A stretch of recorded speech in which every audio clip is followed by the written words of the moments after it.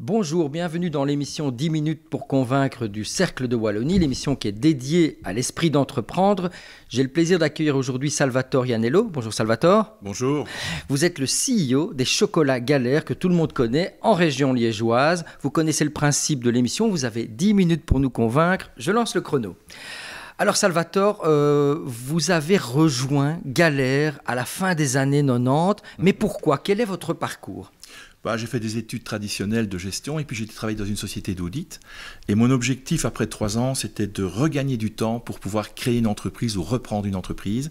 Et donc je suis revenu sur Liège et j'ai acquis pour l'euro symbolique la structure Galère Internationale. C'est quoi la structure Galère Internationale au sein de Galère? Eh bien, c'était l'entreprise qui s'occupait d'exporter les produits. À l'époque, on avait des bâtons et des tablettes, d'exporter le produit Galère partout en dehors de la Belgique. C'est une petite structure qui faisait 250 000, 300 000 euros de chiffre d'affaires. Et après quelques années, on était à plusieurs millions. Alors, il faut rappeler que les chocolats Galère ont été fondés par Jean Galère en 1976. Vous avez travaillé une douzaine d'années de la fin des années 90, toutes les années, début des années 2000. Et puis tout d'un coup, vous décidez de quitter l'entreprise pour réaliser un rêve d'enfant. C'était quoi ? Oui, en fait, en réalité, ce qu'on a fait en 2006, c'est qu'on a été rechercher des investisseurs étrangers. Et donc, on a constitué un groupe avec des investisseurs qataris, la famille Galère et ma famille. Et je suis devenu le directeur général du groupe. Et en 2011, j'ai revendu mes parts, j'ai acheté un bateau. Et en famille, on est parti plusieurs années naviguer sur les océans. Qu'est-ce que ça vous a appris ? C'est un voyage merveilleux, c'est un voyage dans l'absolu, mais c'est un voyage aussi en soi, c'est la découverte du monde, c'est se connecter à la nature, c'est apprendre à se connaître, c'est découvrir d'autres horizons. Et le fait de revenir, est-ce que ça a complètement modifié votre perception du monde de l'entreprise, du rôle de manager? Est-ce que vous avez changé profondément? Est-ce que ça a eu un impact sur votre management futur? Alors, énormément. En fait, il y avait des éléments qui étaient en moi, mais le voyage a permis de les structurer.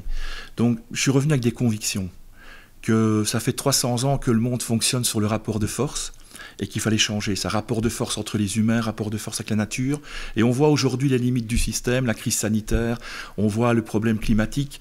Donc, je suis revenu avec la conviction que le monde devait changer et qu'il y avait moyen de construire un nouveau modèle de société, avec un grand S, et un nouveau modèle d'entreprise, où le rapport à l'humain, le rapport à l'argent et le rapport à la planète étaient basés sur l'alignement d'intérêts. Alors, vous revenez de ce long voyage sur les mers fin 2016.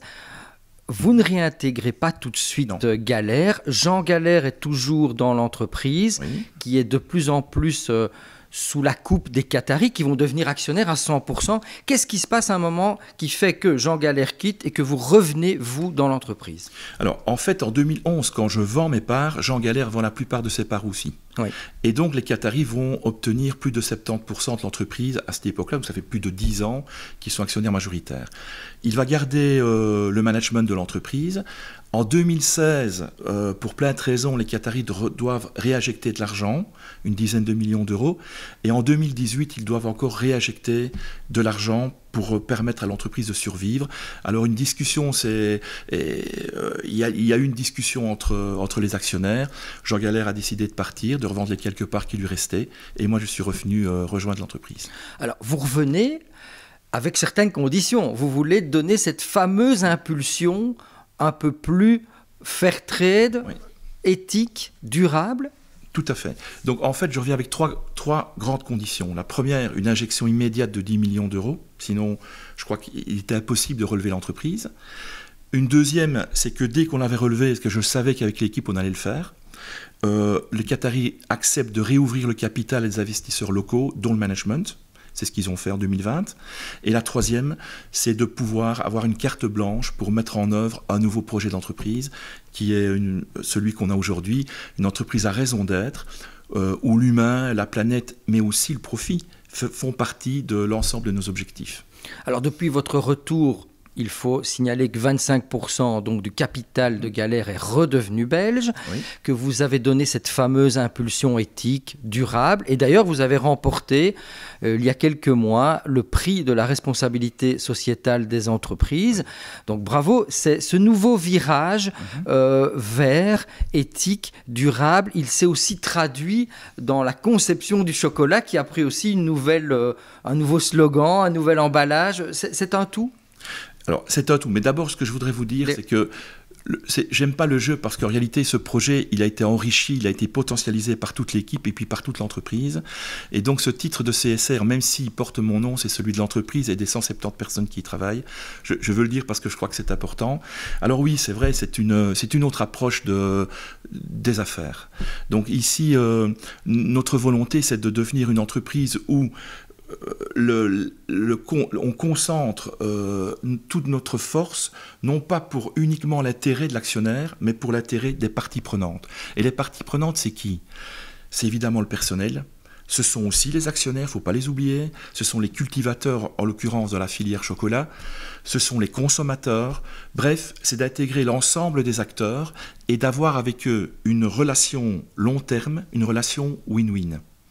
Il faut dire aussi que la grande nouveauté depuis cette remise en question au sein des chocolats Galère, c'est qu'aujourd'hui, tous vos produits sont faits avec du chocolat Fairtrade, du cacao Fairtrade, pardon. Donc nous avons fait un partenariat stratégique avec Fairtrade et on est très fiers de dire que le volume de fèves Fairtrade en Belgique a augmenté de 33% grâce à Galère. 1000 tonnes. On a fait un partenariat stratégique également avec une coopérative en Côte d'Ivoire, la coopérative Yeyaso, avec laquelle, d'une part, on retransmet le prix additionnel qu'on paye. Donc, ils ont 600 000 € de revenus additionnels.